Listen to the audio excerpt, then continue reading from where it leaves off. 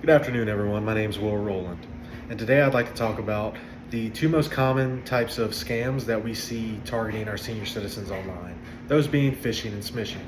As we see an increase in daily use of technology throughout our lives, scammers are always trying to find new ways to get individuals to slip up and provide them with personal information that could be harmful to that individual.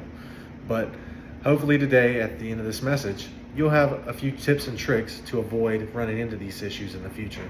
So we're going to start off with phishing. And essentially, phishing is when scammers send a fake email or text message, things of that nature, that look like they came from a trusted company. Your bank, your Amazon account, your Paramount Plus, or it could even be something that is as simple as a motor vehicle department.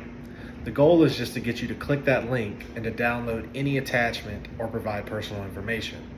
For example, you could get an email stating that you have an unpaid ticket through the DMV for whatever state you reside in or are licensed in, and that you need to log in right away because if you don't address this, you could lose your license or potentially be fined or jailed. First, you want to always check who sent the email. Sometimes the email address can look professional and it's not. It has small spelling mistakes, characters where they shouldn't be, things of that nature. Second of all, be careful with emails that try to scare you or rush you into doing something. Most of the time, these emails won't tell you you need to do X, Y, and Z immediately, or you'll be facing these consequences. Finally, you want to look for the common things that you see that you're more prone to point out. Spelling mistakes, poor grammar, anything that just looks unusual, because many of these scam emails are mass produced and therefore they aren't checked for these things. So, now that we have phishing out of the way, let's talk about smishing. Smishing is basically the same type, but it comes through specifically text messages instead of emails. You could receive an email saying that you have someone trying to log into your banking app and it's an unrecognized device.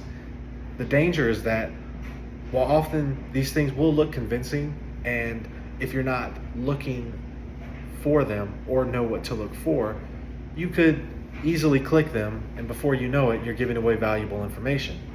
If you do get a text message like this, you never want to click the link. Always go directly to your company's official website and try or reaching out to their customer service line to see if you can clear this up. Take a moment always before you respond immediately.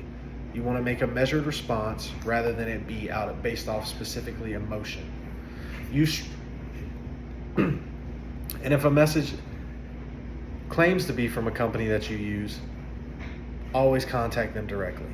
You always want to make sure to take as much precautions as possible, stronger passwords that are harder for them to guess, and multi-factor authentication whenever possible. You always want to keep your phones, your computers, laptops, any other devices that you use to log into these sites with the latest security updates.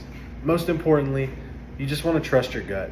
If you feel like something's off about it, if it doesn't look right, if it doesn't smell right, then don't trust it. Now, to wrap up, I will say that phishing and smishing are some of the most common scams that we see today. Not even just particularly against the elderly, but against all of us, because they're things that target our emotions. We see something that looks like it could have negative consequences to our life, and so we immediately want to address it. So, thank you for watching, and remember, think before you click any links that don't look right, and just verify. Verify always. A good rule of thumb to live by is trust but verify. Thank you, have a wonderful day, stay safe.